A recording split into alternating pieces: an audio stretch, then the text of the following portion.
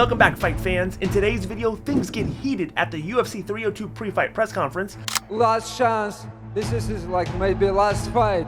This is not focused for the fight. I'm gonna pry that belt out of your hands, bro. Saturday night. Undefeated GOAT Chael Sonnen says there's going to be a bludgeoning this weekend after Sean Strickland faces Paulo Costa. You're going to see a different Paulo, and you are going to see an angry Sean Strickland, which I predict is a more dangerous Sean Strickland. Whether this is getting all the hype and allure that people thought or not, this is going to be the bludgeoning of the evening. And Daniel Cormier shares his thoughts on Nick Diaz's return and who he thinks Diaz should be fighting instead.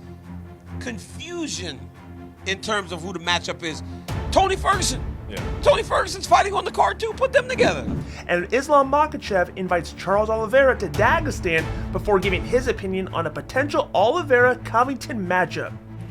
Charles is a good guy. If I can help him one day, he can join with us to the camp, come to Dagestan. He have very good striking, high-level grappling. We can help him with the wrestling. There's plenty more to cover, so don't be scared, homie. Stay tuned for all the latest news and updates, and don't forget to knock out that like button and subscribe to the channel. Now, let's jump right in. Dustin Poirier and Islam Makhachev almost come to blows during their UFC 302 face-off. A rather strange and disjointed press conference last night in Newark, New Jersey ended with an intense face-off between lightweight champion Islam Makhachev and challenger Dustin Poirier, as the pair came remarkably close to a physical exchange. Makhachev was the first to lean in during the pre-fight press conference face-off, mentioning something inaudible about Dustin Poirier's previous fights in Abu Dhabi. Poirier responded by stating that he's not only going to defeat the Russian Demolition Man, but finish him inside of the distance. I'm gonna knock you out like that. I'm a sleep cycle. You're gonna be diving for my legs, praying. You're gonna be diving for my legs. You're gonna be laying and praying. That's what you're gonna be doing. Thank you. Don't sleep like that.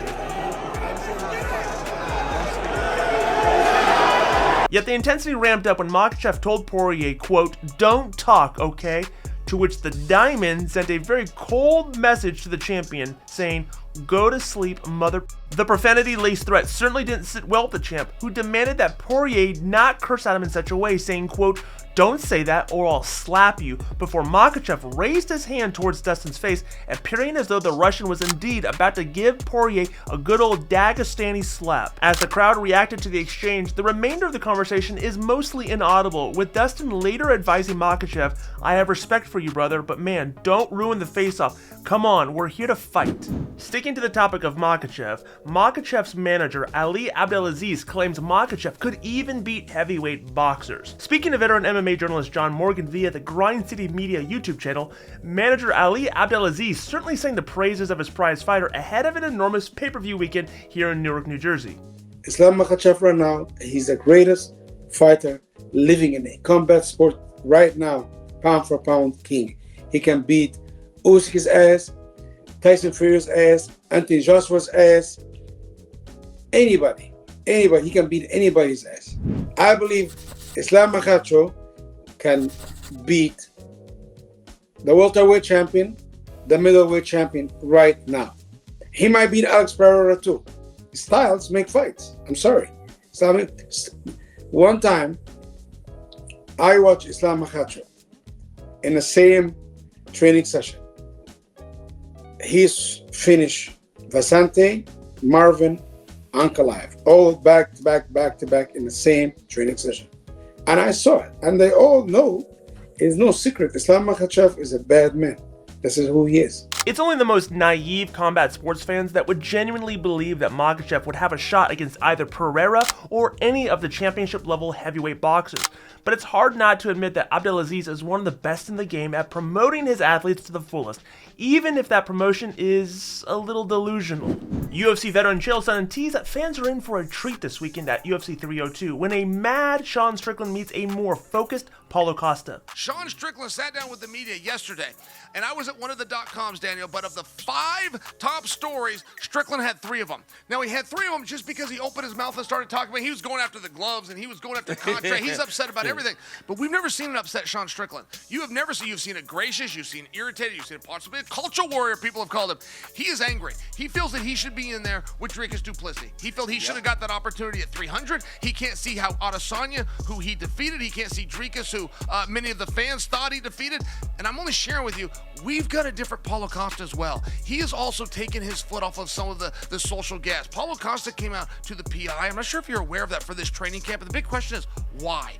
What was happening in his last training camp, or what was happening in that environment that he thought I need to get away from to start to change the results? So you're going to see, however you want to make of that, but you're going to see a different Paulo, and you are going to see an angry Sean Strickland, which I predict is a more dangerous Sean Strickland. Whether this is getting all the hype in allure that people thought or not, this is going to be the bludgeoning of the evening. That's the headline right there. Okay. The bludgeoning of the evening. In a follow-up video shared to his own YouTube channel, Sonnen added how an angrier Strickland and a more focused Paulo Costa will result in a potentially roof-raising spectacle when the cage door locks behind them. He's mad. He's mad about this fight. He's mad he's not fighting for the title. Paulo Costa's mad. And what's got Paulo? I don't know. But when guys don't go out and do that meeting, they don't play along, there's a number of reasons. One of them is just the pressure of it or just what got added. I mean, Conor McGregor himself just cut an interview this week and said, I'm done talking trash, man. It's never served me. So guys feel different, right? When they do it, or they put their energy over there, they get the focus, or they get the crowd going. Like sometimes in your career, you try a little bit of this, you try a little bit of that, see which one you like better, go back to that, come in the middle. I mean, it's one of those spots where I don't get to just throw my hands up and go, Sean's mad and Paulo's mad. They could be upset for different reasons. But make no mistake, they're upset. I am very confident in telling you one of the reasons that Sean did not do media, did not overly go out of his way and do all of the stuff that he was expected to do, and that he generally does, is because he's upset about the spot. He wants to be fighting for the world championship. He wants to fight in Dricus du Plessis. Daniel Cormier believes Nick Diaz should have been matched up with Tony Ferguson at UFC Abu Dhabi. Diaz will instead face Vicente Luque in a one-on-one fight, while Ferguson will face Michael Chiesa in a showdown. Many fans believe this could be a final fight for the former interim UFC lightweight champion, who has been on a 7-fight skid. If Diaz can upset Vicente Luque, he may continue throwing leather in the octagon. Cormier went on to say this. You know, first off, I was very shocked, right? And I'm a guy that likes to, when I look at these fights, I always want to be honest with myself, right? I want to make sure that people understand how I feel about something when it happens. And if I'm being completely honest with you, after watching Nick Diaz the last time, I was like, okay, he's done. But when I heard the news, I'm excited.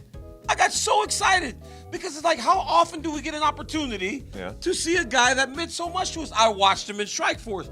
I watched him do all that. Now, the matchup, that's a little worrisome for me because Robbie Lawler seemed to be at the same stage in his career with him. Vicente Luque is not there. No. This is a much more dangerous fight for Nick Diaz.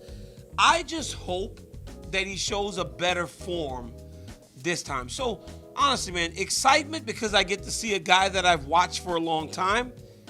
Confusion in terms of who the matchup is.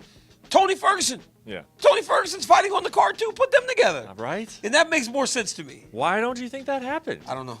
I don't know. But excitement, though. Excitement. Islam Makhachev is favoring Charles Oliveira in a potential fight against Colby Covington.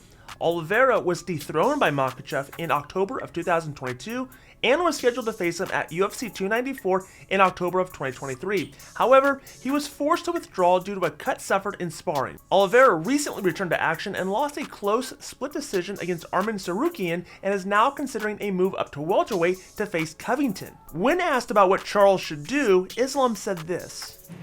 Charles is a good guy. If I can help him one day, he can join with us to the camp, come to Dagestan. He have very good striking, high level grappling. We can help him with the wrestling. If he faces Colby, what's your... I think Charles can finish him because Charles, it's a very, very dangerous guy, you know. Every second this guy looking for the finish. and how many finishes he have. I think more than everybody. That's why this guy have very, very high level skills. And that does it for today's video, but make sure you're liking this video, subscribing to this channel, and clicking the bell notification so you can get notified every time we drop a new video. And in case you missed it, check out yesterday's news.